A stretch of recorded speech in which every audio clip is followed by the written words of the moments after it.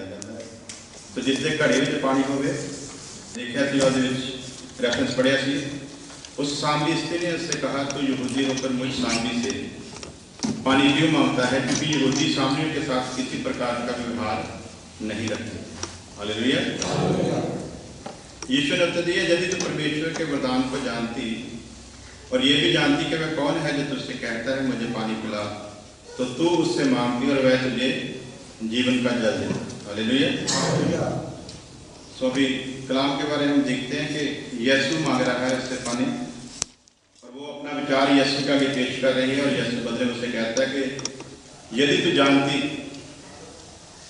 कि जो तुझसे पानी मांग रहा है वो कौन है। हालेलुया। इसका मतलब है ये जानती नहीं है, लेकिन अगे जाके असं देखते हैं कि ज्ञान बहुत ही ज़्यादा रखती है। हालेलुया। सो ये चैप्टर पढ़ लवांगे जल्दी जल्दी असी, ताकि उन्होंने वर्सन से असी गौर कर सकें। यूहन्ना 4 अध्याय 9 तो लैके चंद वर्षा से पढ़ाएंगे। हालेलुया।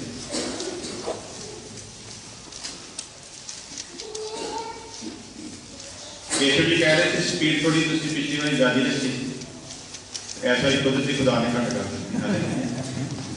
ऐसा ही हौली हौली ध्यान करें। Praise the Lord.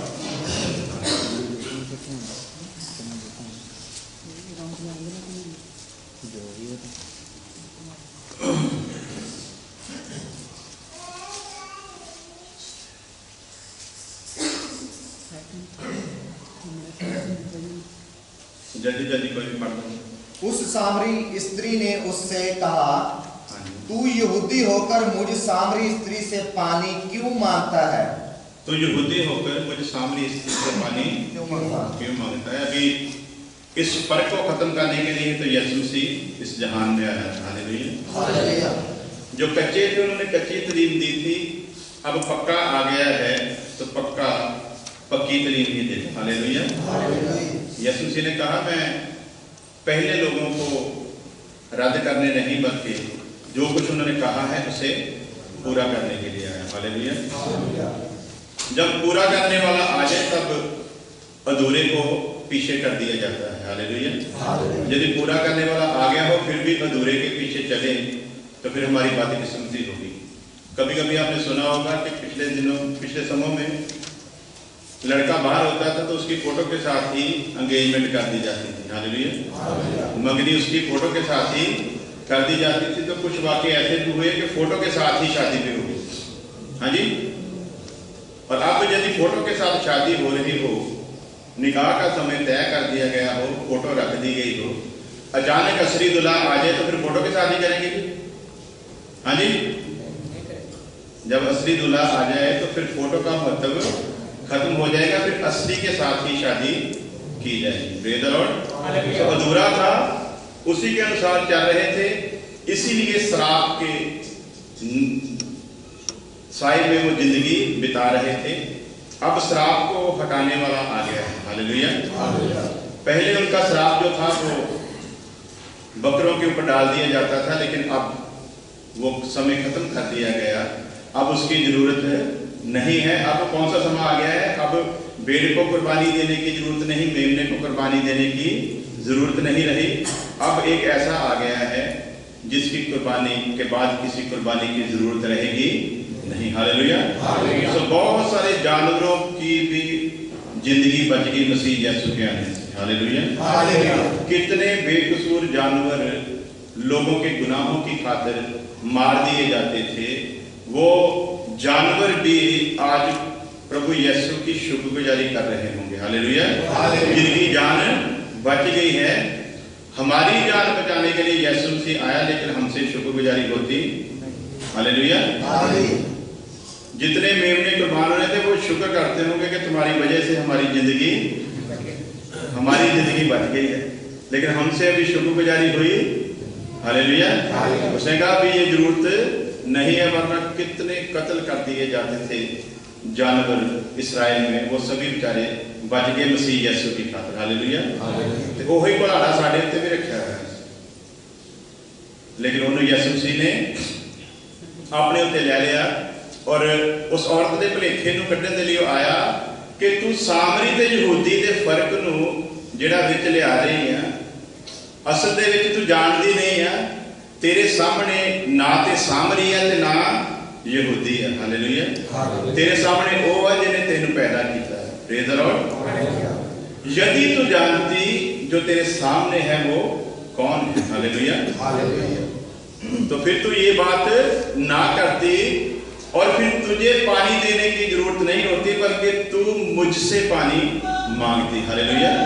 मांग तो रहा है यीशु, लेकिन असल में उससे पानी लेना नहीं चाहता, उससे असली जिंदगी के पानी से वाकिफ करवाना चाहता है। हालेलुया।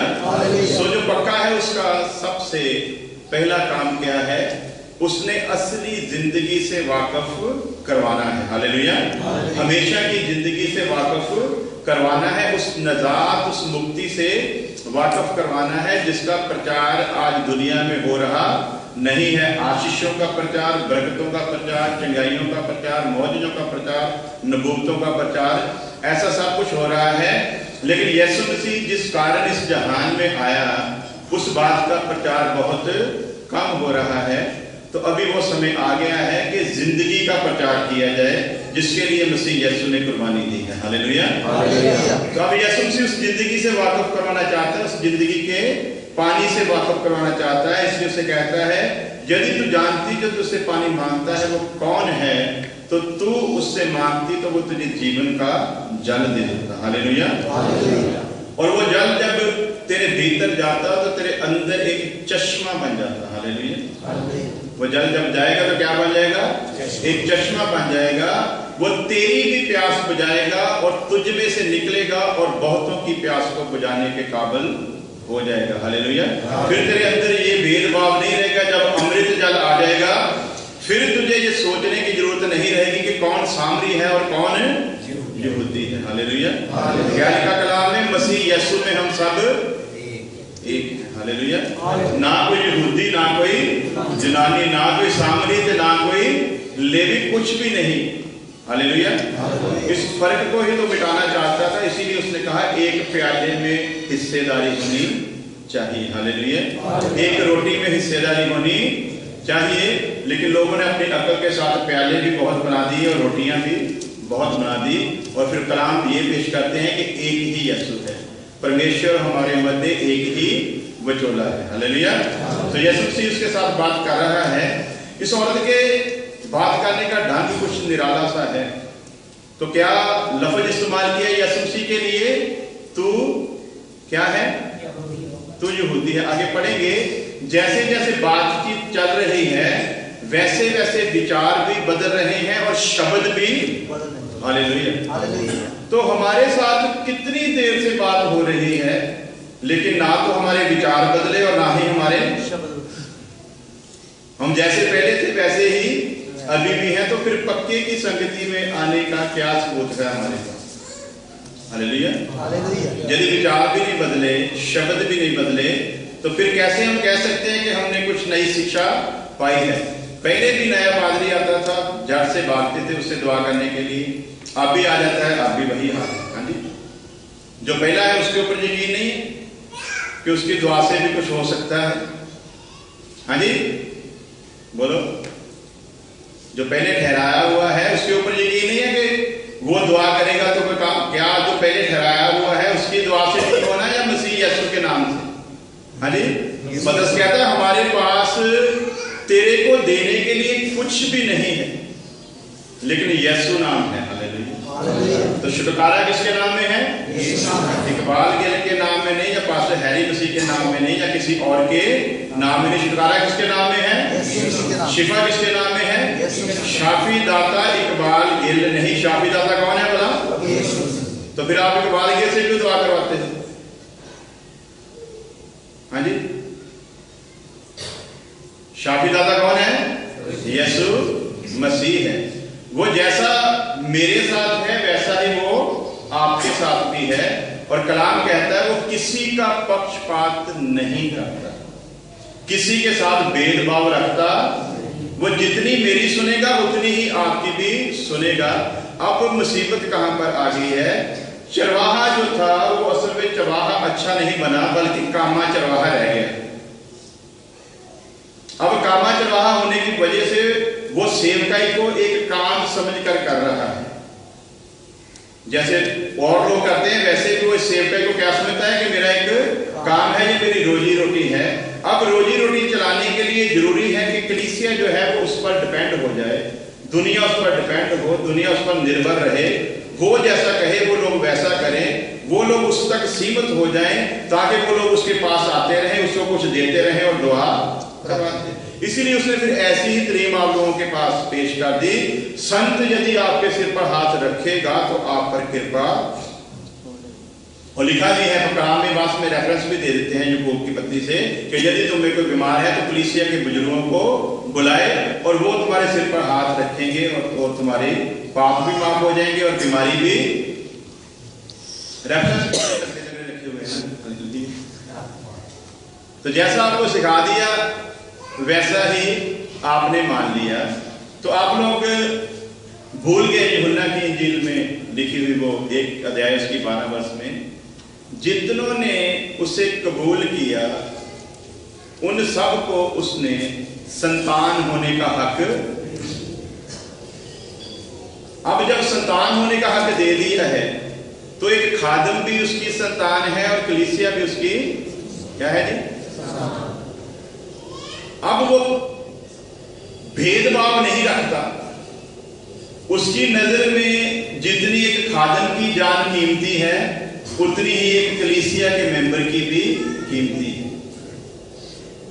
अब उसने सिखाया है कलीसिया के मेंबर को कि तू मुझ पर डिपेंड रहेगा तभी तेरा उद्धार होगा, वरना तेरा उद्धार हो सकता नहीं। खादम उद्धार में एक जरिया जरूर है, बाइबल ने ठहराया है खादम को, लेकिन वो कलाम की सेवकाई के द्वारा आपको एक दुल्हन की शक्ल पर तैयार करेगा। ये छोटे छोटे कामों के लिए आपको बार बार खुदा के खादम से हाथ रखवाने या फोन पर दुआ करवाने की जरूरत। यदि आप ऐसा करते हो तो या तो आपको कलाम की समझ नहीं है, या फिर अभी पाक रूह आपके भीतर उस तरह से काम नहीं कर रहा जिस तरह से करना चाहिए, या फिर ये कहेंगे कि पाक रूह से आपको काम लेना आता ही नहीं। हालेलुया। जब पता चल जाएगा फिर जरूरत रहेगी नहीं। ये औरत ने यहूदी शब्द यीशु मसीह के लिए इस्तेमाल किया कि तो यहूदी होकर उसकी भी क्वालिटी बता रही है और अपनी भी क्वालिटी बता रही है। आगे बढ़ेंगे। क्योंकि यहूदी सामरियों के साथ किसी प्रकार का व्यवहार नहीं रखते। यहूदी नहीं रखते हैं, लेकिन यहूदियों का बाप जो है वो तुम्हारा भी। यहूदी तुम्हारे साथ संबंध रखते हो या ना रखते हो, लेकिन जो तेरे सामने खड़ा है वो ना यहूदी है, ना यूनानी है, ना वो सामरी है, वो खुद खुदा है जिसने सभी को बनाया है। हालेलुया। कोई भी चीज उसके बिना रची नहीं है। हालेलुया। आगे पढ़ेंगे जी। यदि यीशु ने उत्तर दिया, यदि तू परमेश्वर के वरदान को जानती और ये भी जानती कि वह कौन है जो तुझे कहता है मुझे पानी पिला, तो तू उससे मांगती और वह तुझे जीवन का जल देता। स्त्री ने उससे कहा, हे प्रभु, तेरे पास जल भरने को तो कुछ है भी नहीं और कुआं गहरा है, तो फिर वह जीवन का जल तेरे पास कहां से आया? हालेलुया। बात हो रही है जीवन के जल की, बोलती ना तो तेरे पास कोई बर्तन है और कुआं भी क्या है? गहरा। आज भी कभी कभी लोग गलती में रह जाते हैं। आपके पास ना तो कोई चमत्कार है, ना बीमारों को शिफा देने का कोई वरदान है, ना तो आपके द्वारा कोई चिन्ह प्रकट हो रहा है, फिर आप कैसे इस गहरे कुएं से जिंदगी का पानी दे सकते हो? तो वो जिंदगी के पानी की परिभाषा जो है वो इन्हीं बातों से मालूम करना चाहते हैं कि शायद यदि आराम मिल जाएगा तो जिंदगी मिल जाए। आराम के साथ जिंदगी का कोई संबंध नहीं, आराम के साथ जिंदगी का कोई भी लेना देना नहीं है। मैंने शायद पहले बताया था, लाजर जो बीमारी की हालत में धनी के घर के बाहर पड़ा रहा, खुदा को उस पर रहम ही नहीं आया। और प्रभु यीशु मसीह उसकी दास्तान बयान कर रहा है कि वो सारी जिंदगी धनी आदमी के घर के बाहर पड़ा रहा। ये कौन बात बता रहा है? तो जो बता रहा है उसके द्वारा, जिसके द्वारा सारा जहान रचा गया, वो बनाने वाला इस जहान को, उस लाजर को ठीक करने की सामर्थ्य नहीं रखता था? हाँ जी, कर सकता था ना, तो फिर क्यों नहीं किया?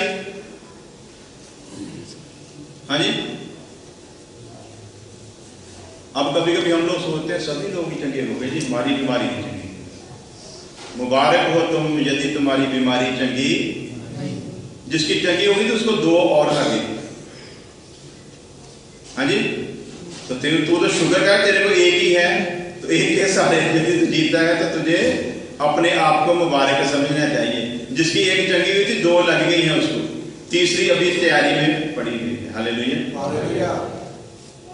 इसको चंगा ही नहीं किया। और यीशु मसीह खुद बता रहा है कि सारी जिंदगी वो धनी आदमी के घर के बाहर ही पड़ा रहा।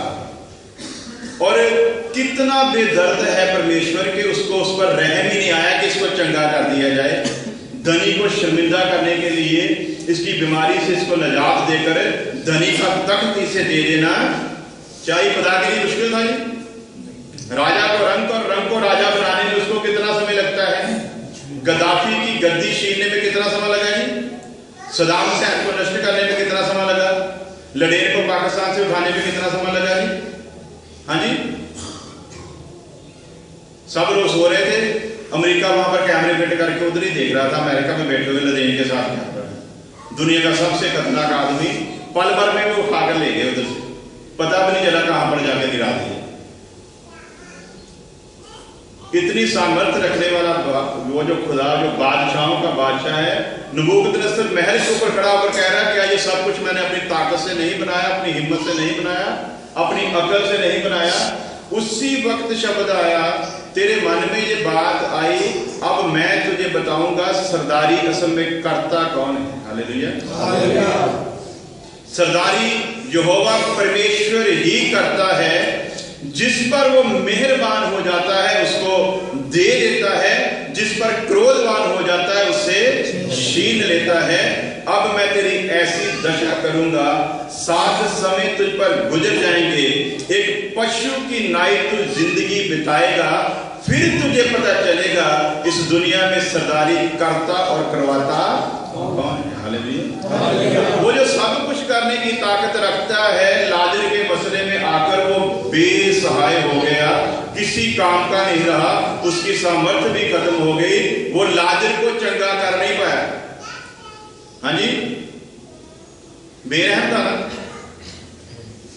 बोलो कुछ। आज यदि आप भी गल सड़कर मर जाओ तो चिंता ना करना कि यीशु ने आप पर रहम नहीं किया। आपकी तैयारी के लिए स्वर्ग में तैयारी हो रही है। हालेलुया। और उसकी भी तैयारी हो रही है नरक दूतों के द्वारा। हाँ जी, वो जो अंदर पूरी शालो शौकत के साथ रह रहा है, उसकी भी तैयारी के लिए नरक दूतों को हुक्म जारी कर दिया गया है। वो जो बीमारी से पड़ा हुआ बेचारा वहां पर सारी जिंदगी गुजार रहा है, स्वर्ग में उसके लिए तैयारी, मैं जाता हूं ताकि तुम्हारे लिए जगह तैयार करूं। हालेलुया। इस दुनिया में तुम्हारे लिए दुख हैं, पर जहां मैं जा रहा हूं वहां दुख नाम की कोई चीज है। यहां पर उसने सुख तो नहीं कहा तुम्हारे लिए सुख है। हाँ जी, मत्ती की इंजील में लिखा है कि यदि तुझको कोई कत्ल भी कर देगा ना तो वो पछताएगा नहीं।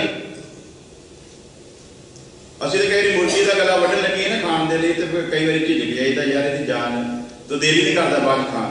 हाँ जी, मेरे सामने यदि काट कर मुझको दे दे तो फिर मैं खा सकता नहीं। यदि बोलो थोड़े नाल रहम आ जाता। हाँ जी, रहम आ जाता। क्यों होता है? हाँ जी, वो खुदा मेहरबान खुदा है, उसकी योजना को समझना थोड़ा मुश्किल है। हालेलुया।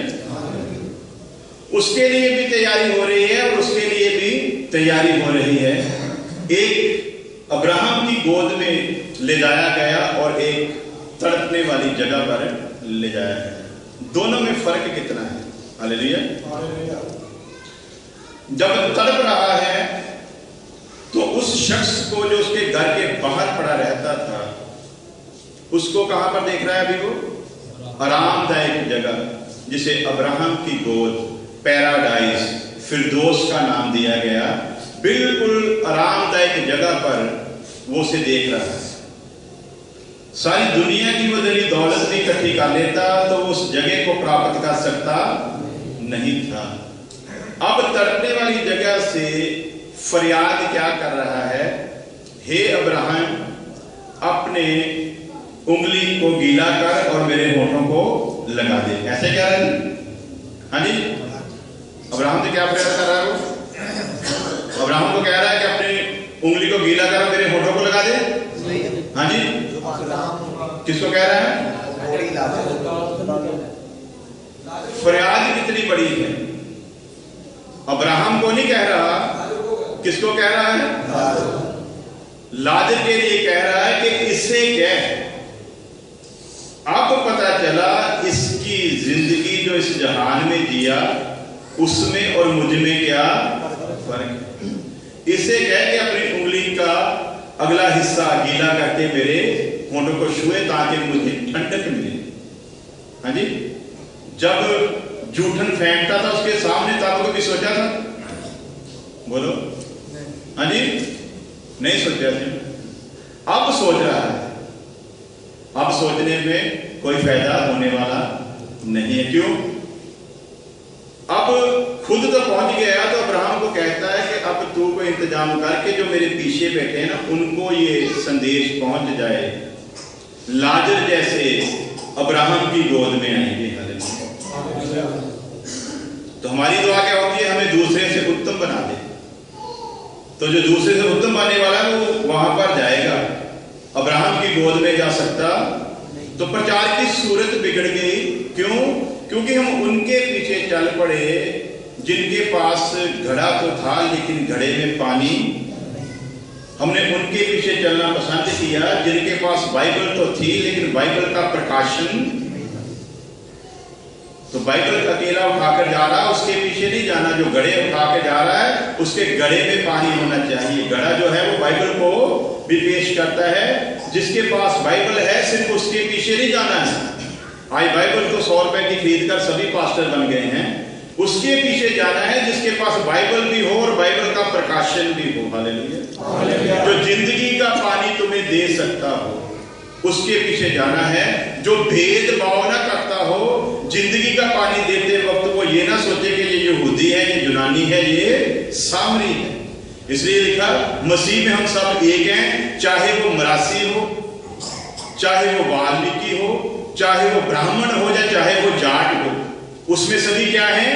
एक है। जो मसीह में आ गया वो सिर्फ मसीही है, उसकी कोई जात नहीं। उसकी जात उसका खुदा है। हालेलुया। वो खुदा की जात बन जाता है जो मसीह में एक होकर आ जाता है। Praise the Lord. अब इसने यीशु से बात की तो यीशु इसे बता रहा है अब तो पक्के के पास पहुंची है जिसके घड़े में पानी है। हालेलुया। जिंदगी का पानी तेरे अंदर जाएगा और तुझ में भी ऐसा चश्मा बन जाएगा कि दूसरों की प्यास बुझा सके। तो किसके पीछे जाना है? जिसके घड़े में पानी हो और वो दूसरों की प्यास भी बुझा सके। हालेलुया। आज ऐसे बहुत सारे मिलते हैं जिनके घड़ों में पानी तो है लेकिन दूसरे की प्यास बुझाने के काबिल। वो कहते हैं नहीं ज्ञान बताना नहीं है।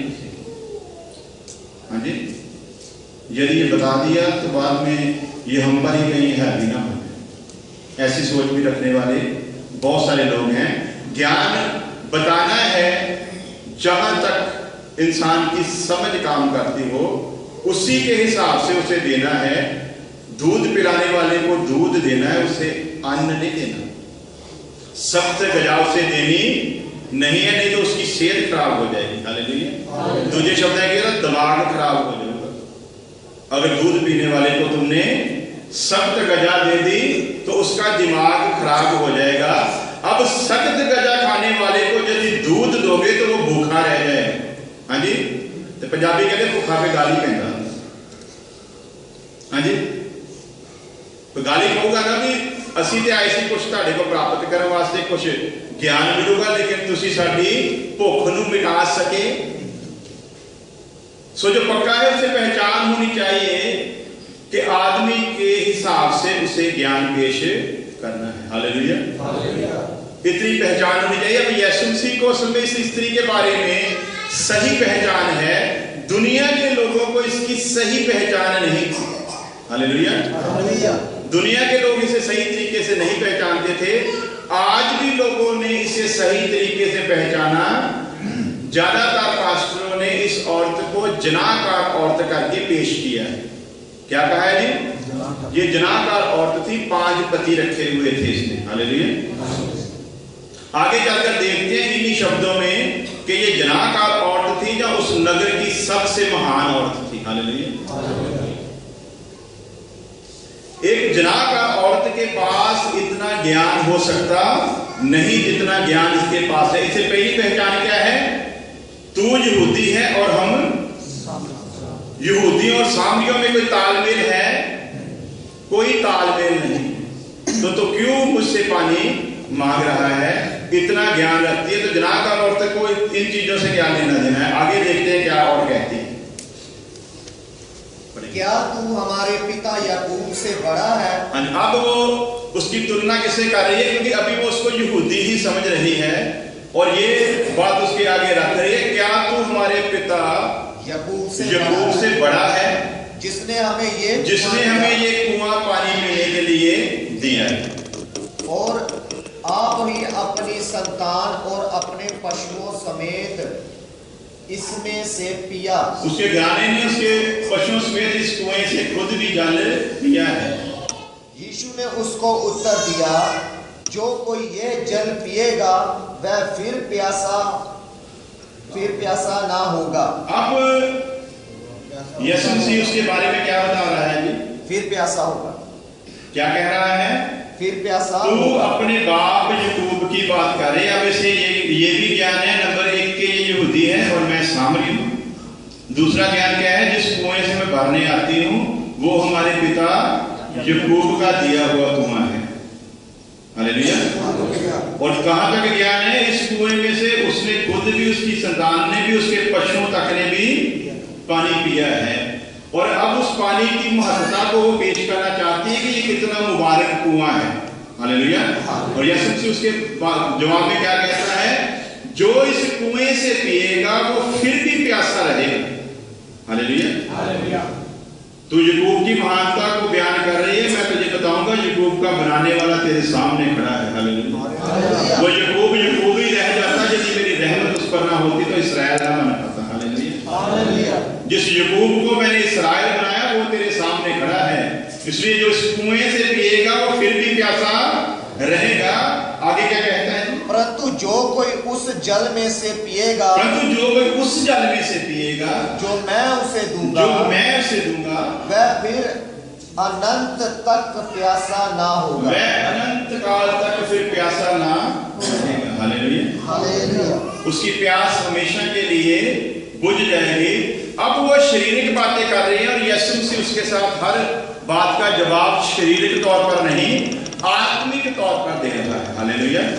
अब जो कच्चे हैं वो कच्चे की पहचान ही यही है कि वो हमेशा शारीरिक बातें करेंगे। वो आपकी शरीर की जरूरतों को पूरा करने की बातें करेंगे, वो आपकी अभिलाषाओं को पूरा करने का ही ज्ञान आपको देंगे। लेकिन जो पक्के होंगे वो शारीरिक बातों की तरफ आपका ध्यान नहीं लेकर जाएंगे। वो हर बात आत्मिक करेंगे। आप शरीर की बात करेंगे, वो शरीर से हटकर आत्मा की बात करेंगे।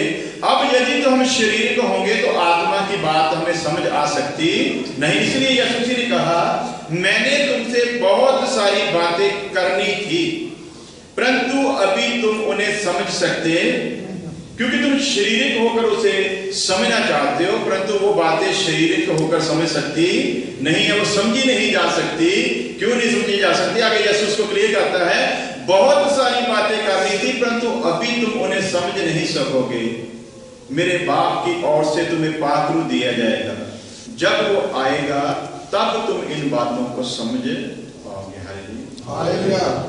तो अब जब आत्मा परमेश्वर की ओर से आ गया है तो शरीर की बातों को छोड़कर आत्मा की बातों पर हमने ध्यान लगाना है। हालेलुया। तो यदि आत्मा पाकर भी हमारा सारे का सारा ध्यान शरीर के ऊपर ही लगा हुआ है तो फिर कैसे कहते हैं कि हमने नया जन्म पाया है और शागिर्दी का जीवन शुरू कर दिया है? आत्मा मिल गया तब भी शारीरिक ही है, आत्मा पाकर भी जिंदगी शारीरिकता के अनुसार ही जिए जा रहे हैं, तो आत्मा पाने का फिर कोई फायदा हुआ? तो आत्मा तो इसलिए दिया गया कि आत्मा की मंशा से हम आत्मा की बातों को पूरा करें।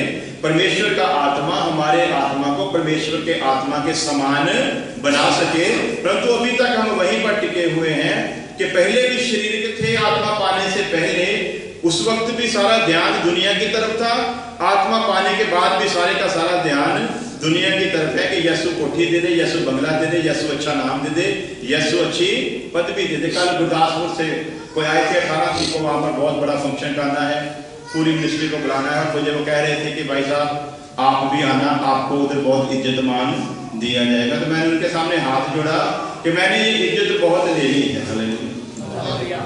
बड़ी इज्जत मुझको खुदा ने इस शहर में दी थी, बड़ा ऊंचा नाम दिया था। दोनों मुख्यमंत्रियों को मैं सीधा मिलने की ताकत रखता था, लेकिन अभी मेरी तौबा है, अभी मैं मुख्यमंत्रियों के भी प्रधानमंत्रियों के भी प्रधान से मिलने की तैयारी में लगा हुआ हूं। हालेलुया। तो मैं वहां पर आ सकता। यदि आत्मा के अनुसार जीवन जीते हो तो शरीर की बातों को छोड़ना होगा। अभी उधर परमजीत का प्रोग्राम भी हुआ था, वहां पर भी मुझे इनवाइट किया गया था ब्रदर राज की ओर से कि आप यहाँ पर आए, परमजीत के द्वारा आपको सम्मानित किया जाएगा। हालेलुया। तो मैंने कहा कि मेरी अभी कोशिश यही है कि परमजीत को सम्मानित करने वाले के पास पहुंचूं। हालेलुया। जिसने मेरे लिए जिंदगी का ताज रखा हुआ है। तो जब आत्मा आता है तो शरीर के कामों को नष्ट करने के लिए वो हमें दिया जाता है। तो शरीर की बातों पर भी हम फिर टिके हुए हैं। आत्मा से मदद क्या मांग रहे हैं? आत्मा हमें इसलिए दिया गया कि हमारे आत्मा को परमेश्वर के आत्मा के समान बनाए। तो अब हम परमेश्वर के आत्मा को पाकर उससे मदद क्या मांग रहे हैं?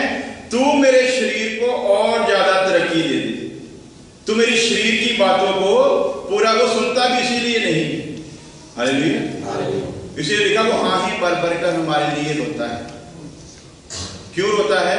वो परमेश्वर से गिला करता है, तूने मुझे किस काम के लिए कहा था और ये किस काम के लिए मुझे इस्तेमाल। हालेलुया। मैं किस काम के लिए आया था और ये किस काम के लिए मुझे इस्तेमाल। इसीलिए तो वो आपकी सुनता नहीं। हाँ जी, वो सुनता इसीलिए नहीं क्योंकि आपका सारा ध्यान कहां पर है? शरीर पर है। अब पक्के के पास जब